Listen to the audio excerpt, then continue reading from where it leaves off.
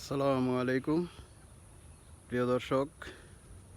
আজ খুবই গুরুত্বপূর্ণ একটি বিষয় নিয়ে আলোচনা করার চেষ্টা করব।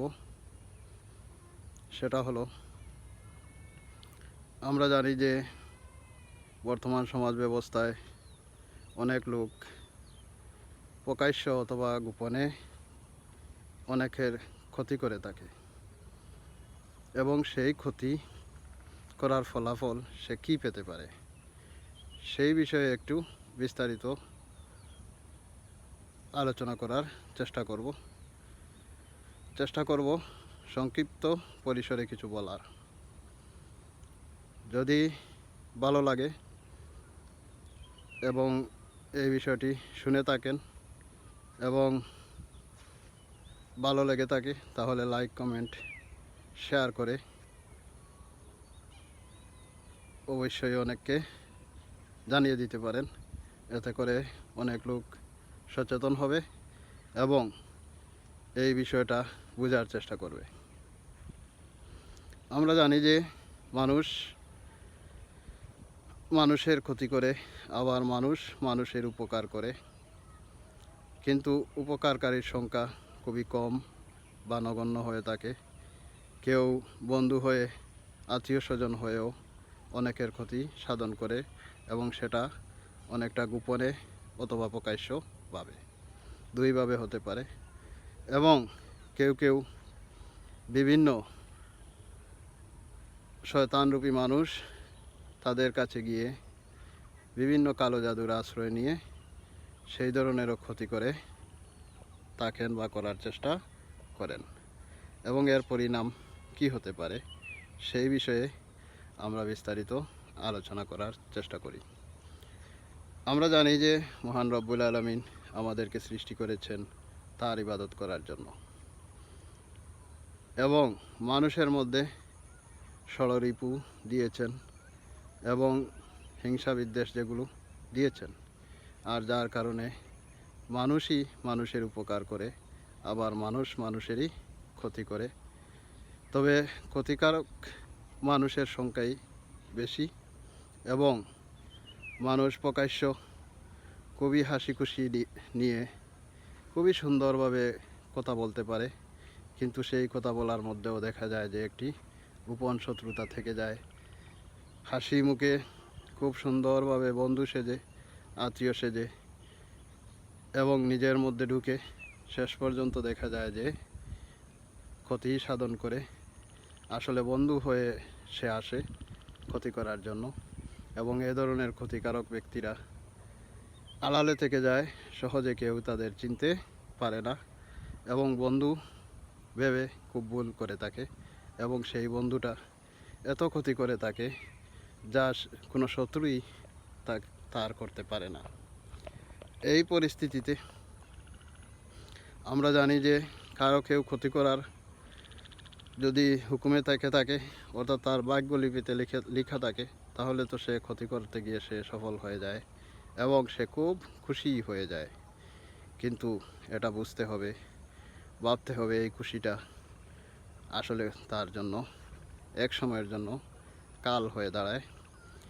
যে যেরূপ ক্ষতি করবে সে অনুরূপ ক্ষতির সম্মুখীন হবে, পৃথিবীতে এটা নিশ্চিত।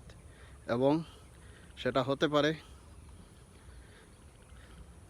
0 সেকেন্ড থেকে বা 1 সেকেন্ড থেকে পরবর্তী 36 বছর, এমনকি পরবর্তী সারা জীবন কিয়ামত পর্যন্ত তার বংশধরের উপরেও সেই অভিশাপ থেকে লেগে থাকতে পারে। এমনকি পৃথিবীতে থাকা অবস্থায় যদি ক্ষতির পরিমাণ খুব বেশি হয়ে যায়, তাহলে সে ঈমান হারা হয়েও মৃত্যু হতে পারে। নামের মুসলমান হবে, দাফন হবে, জানাজা হবে, দোয়া হবে, সবই হবে, কিন্তু সে তো ঈমান নিয়ে যেতে পারবে না। এই পরিস্থিতিও হয়ে থাকে। আমরা জানি যে ইবাদত দুই ধরনের আছে, হক দুই ধরনের আছে। একটি হলো বান্দার হক, আর একটি আল্লাহর হক।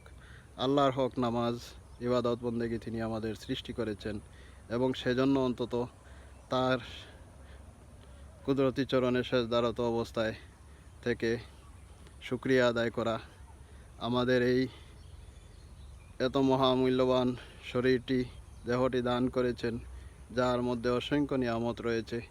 পৃথিবীর কোনো শক্তি দিয়েও কোনো কোনো অঙ্গ প্রত্যঙ্গ আছে সেটা পাওয়া যায় না, সমস্ত সম্পদ দিয়েও বিলিয়ে দিয়েও পাওয়া যায় না, এমনও কিছু অঙ্গ প্রত্যঙ্গ রয়েছে। আবার কিছু কিছু অঙ্গ প্রত্যঙ্গ আছে যেগুলো প্রতিস্থাপন করা যায়, বর্তমান বিজ্ঞান চিকিৎসা শাস্ত্র অনুযায়ী সেগুলো চিকিৎসা করা যায়। যে যেরূপ ক্ষতি সাধন করবে তার উপর অথবা তার বংশধরদের উপর অনুরূপ ক্ষতিটা ফিরে আসবে, এটা নিশ্চিত। এবং সে অনেক ক্ষেত্রে অনেক মুসলমান নামদারি, ফরেজগার, লেবাসদারি, দাড়িওয়ালা, সাদা দাড়িও আছে, কিন্তু সে দেখতে ফেরেশতার মতো হলেও তার এই ক্ষতির পরিমাণ অনুযায়ী সে ঈমান হারা হয়ে এই পৃথিবী থেকে যেতে পারে, এমনটাও হতে পারে। আর কিয়ামতের ময়দানে সেটা তো বিচারের ব্যবস্থা তো আছেই। সুতরাং এটা আমি অনেকটা সংক্ষেপেই বললাম, কারণ গোপনের শত্রু তার উপরও গোপনভাবে মহান রব্বুল আলামিন প্রতিশোধ নেবেন, গোপন শত্রু তার উপর নাজিল করবেন। আবার প্রকাশ্য শত্রু হলে যদি সে অন্যায়ভাবে যে যেভাবে যে অবস্থান থেকে করুক, তার উপযুক্ত বিনিময়, উপযুক্ত বদলা সে পাবেই, এবং সেটা পৃথিবী থেকে যাওয়ার আগেই সে পেতে হবে। এখন বলা প্রয়োজন, যে যার ক্ষতি করলো সেই ক্ষতি থেকে মুক্তি লাভের উপায় বাকি। অনেকে মনে করে আমি মাফ চাইলাম আর মাফ চাওয়ার পরেই আমি মাফ পেয়ে গেলাম। বিষয়টা এত সহজ নয়, কারণ যে যার যতটুকু পরিমাণ ক্ষতি করবে সেই ক্ষতিপূরণ আদায় না করা পর্যন্ত এটা নিশ্চিতভাবে বলা যায় যে সে মাফ পাবে না। আবার ক্ষতিপূরণ করে দেওয়ার পরেও শেষ নয়, বরং মাফ চাইতে হবে, সেক্ষেত্রে অনেকটা ক্ষমা পাওয়ার সুযোগ থাকে। এটা পৃথিবীতে থাকা অবস্থায় যদি কেউ বুদ্ধিমান হয় এটা করতে পারে, আর মারা যাওয়ার পরে তো আর সেই সুযোগ আর নাই, বন্ধ হয়ে যায়। সুতরাং তার পরবর্তী জেনারেশন বংশধরের উপরেও সেই ধরনের মহাপ্রলয় নেমে আসে, যা সে করে গিয়েছিল। সুতরাং সময় থাকতে ভাবতে হবে, বুঝতে হবে। এটা ঠিক যে অনেক কাপুরুষ রয়েছে যারা অন্যের ক্ষতি সাধন করার পরে বুক ফুলিয়ে মাথা উঁচু করে বলে থাকে যে আমরা সফল হয়েছি, কিন্তু বাস্তবতা হলো এই সফলতা যে তার জন্য মহা বিপর্যয়ের কারণ সেটা সে বুঝতে পারে না, বরং সে এটা নিয়ে তৃপ্তি বড়াই, অহংকার দেখাতেই থাকে। এ ধরনের মানুষ, এটা নিশ্চিতভাবে বলা যায়, মুসলমান লেবাসদারি হলেও শেষ পর্যন্ত মরণের সময় সে ঈমান নিয়ে যেতে পারবে না। কারণ ঈমান তো এত সস্তা জিনিস নয়। অন্যের ক্ষতি করে সে যদি ক্ষতিগ্রস্ত না হয়ে যায় সেটা তো হবে না। মহান রব্বুল আলামিন বিচারের দায়িত্ব তো তিনি নিয়েছেন, সেটা পৃথিবীতেও করবেন এবং পৃথিবীতে যাওয়ার পরেও করবেন, সেটা নিশ্চিত।